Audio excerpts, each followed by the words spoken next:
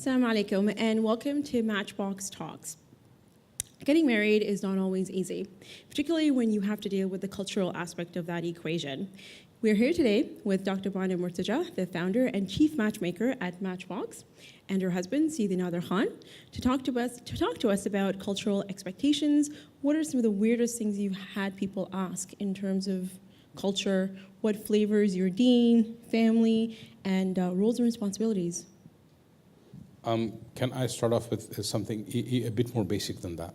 Please do. I think in the Muslim community, you often find this discourse among some pockets of, it's like a dichotomy between Islam and culture.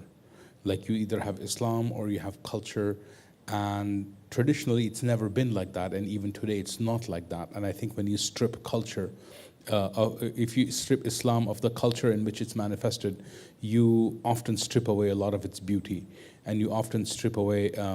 It's like you're taking, flesh off of a skeleton, right?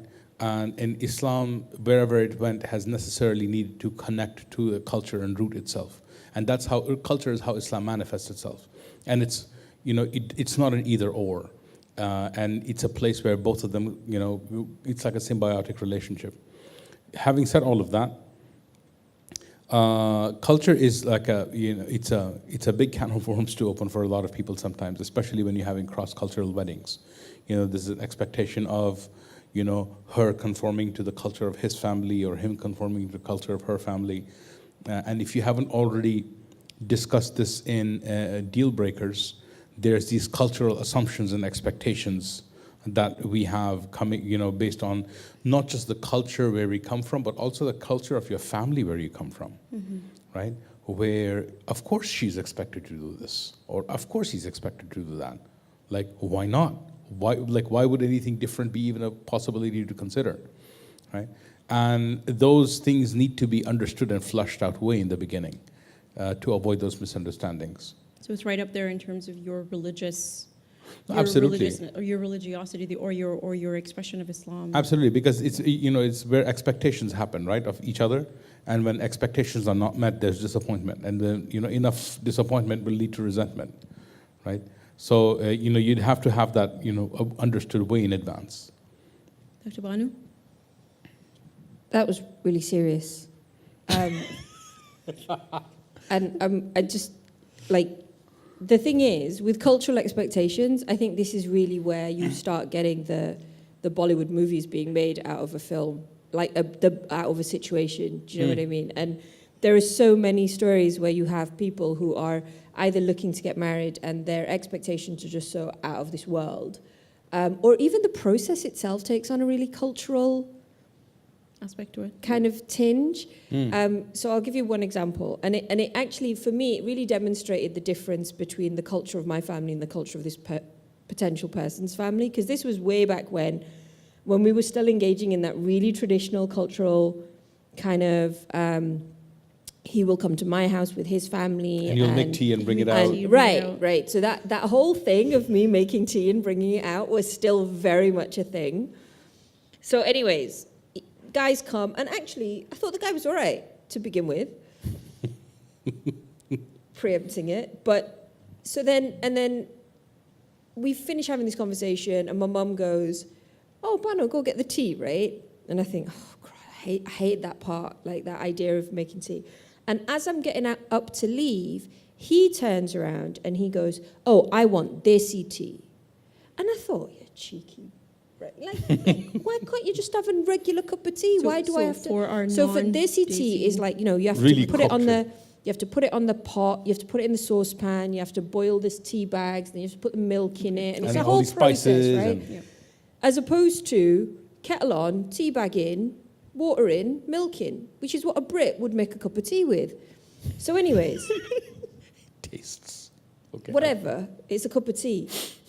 So I have to make this desi cup of tea, and I've just cleaned the whole house because obviously you've got guests coming, so God forbid, and they might come into the kitchen.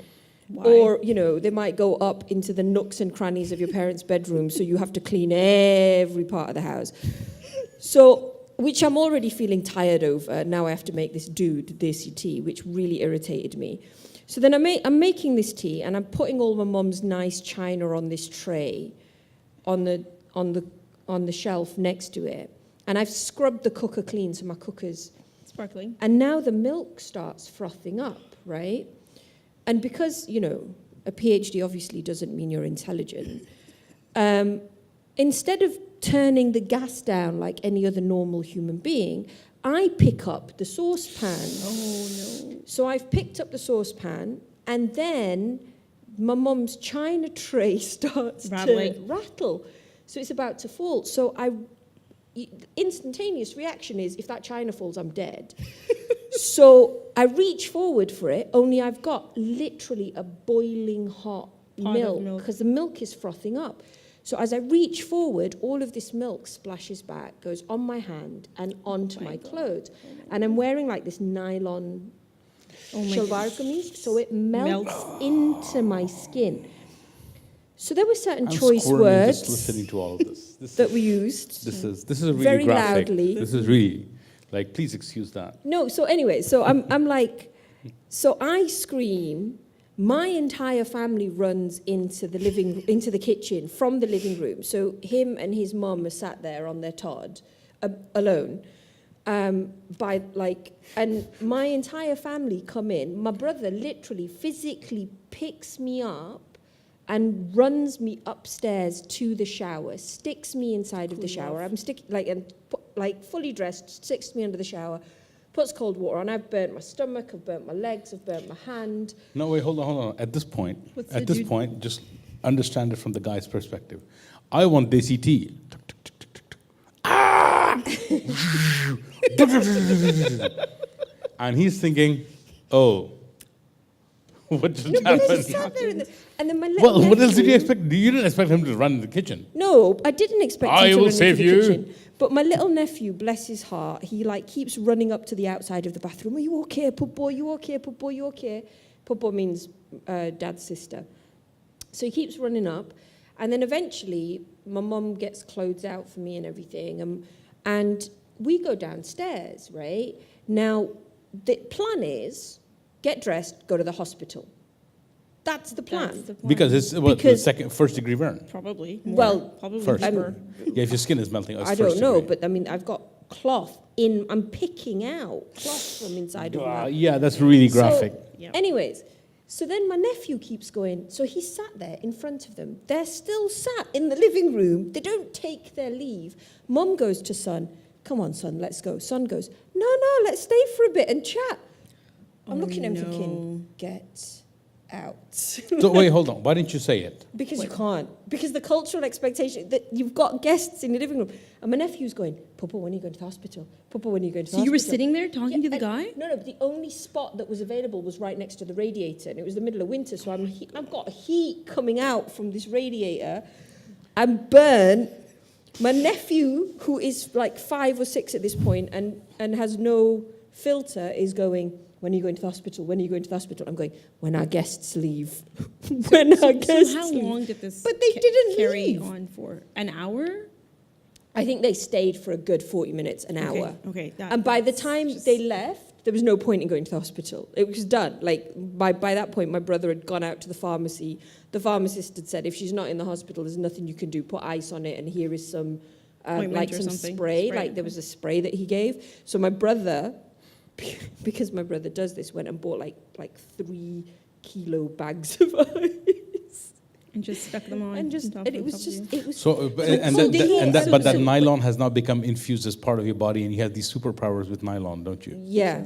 Did you ever make the DCT ever? Oh, I make For the another- DCT again, but did I ever call the person back is the question. But the thing is, there are cultural expectations. There are cultural expectations that we have of people that enter into the process of looking for a marriage partner. And when those expectations don't align, it really tells a great deal about whether or not the family is going to, whether or not you're going to gel with the family or not. It's a compatibility. It's a compatibility Absolutely. factor, you know what I mean? And there are certain cultural expectations that you can kind of go, okay, they don't align, but there are the people that are involved are malleable enough to get past it. Okay. And then there are those cultural expectations that demonstrate to you that the people involved are just obstinate, or just they're not going, And it's not gonna work. and it's just not going to work. So for me, the expectation that regardless of whatever I was experiencing, I should continue to sit there and host guests, and the fact that you as guests would continue to stay in that sort of a And have that circumstance expectation. Was it just clear? demonstrated to me that there was just not, there was no consideration. There was no thoughtfulness of where the other person would be. So culture can actually really tell you a great deal about character the even. way in which somebody values you as a person and vice versa. So it's not something that we can kind of throw out, because culture tells you about who a person Right. is. I too, think you know? over here you're talking about not just like a culture of like a people or a culture of The a culture place. of a family Right. as well. And it comes back to, for example, like in the culture of a family, how people relate to each other in that family impacts a great deal on your own marriage. Yeah, How yeah. people, for example, the boy or girl's parents, how they interact with each other, creates the norm for them to like how a marriage relationship should be, right? So they take from that without even realizing it, and if they act in the same way that their parents did and it doesn't gel with you, it will cause problems, which is why. The really important things to look at beyond just the person and all of that is their relationships with their parents and their parents' relationship with each other. It tells you a lot about the culture of the family, and understanding that and seeing whether you'd be okay with it and whether you'd gel with that or not. When I met her family, I was one thing that blew me away was her parents' love for the Prophet ﷺ. That really blew me away. And other things that blew me away was how much she's loved and how protective they are of her. I still remember one of her brothers pulling me aside on the day of the wedding and whispering something in my ear. Cast terror into your heart. It still stands. Don't mess with me. Well, at that moment, it just seemed really cute, and I laughed because it was really cool. So it sounds like, even though it was quite a horrific ending to the tea ceremony, that tea ceremony actually served a purpose, right? It was, I don't think this potential suitor and his mom are going to have that same level of care and sensitivity towards me as a person, right? And we taught you a lot about, because I mean, you guys share the same culture. Right. So we were ethnically we were exactly the same, but culturally our family approach to one another's well-being was very different. Like, I mean, one cultural practice in her family that I completely neither knew nor expected, and it completely threw me off in the beginning, was that after the guy and girl get married and they go off, and the next day she is expected to return to her family and spend the day with them. Just to make sure you're not a jerk. But I'm like, hold on a second. We just got married. Where are you going off to? That really threw me off, right? But then you sort of think and understand, like, where is this coming from? And in a day and time where families perhaps live too far away from each other, the girl's family would want to know that she's okay and she's happy, right? And then when I thought about that, I'm like, oh yeah, that makes sense, right? Yeah, that's probably where it started. And even today, like, you can't even say that it's from back, 100 years ago, because even that applies that applies even today. Your family wants to know that you're happy, especially if she's crossing an entire ocean to come live with me. Well, that's like a really good point. I know we can kind of continue on this cultural riff here, but basically just get to know the other person. Don't make assumptions, even if you're from the same background on paper. Definitely, get to meet them, meet their family, and kind of explore just sort of what the dynamic is within that family. So we'd love to continue the conversation with you on our YouTube channel. Please subscribe to it and leave us comments below. Thank you so much. Assalamu alaikum.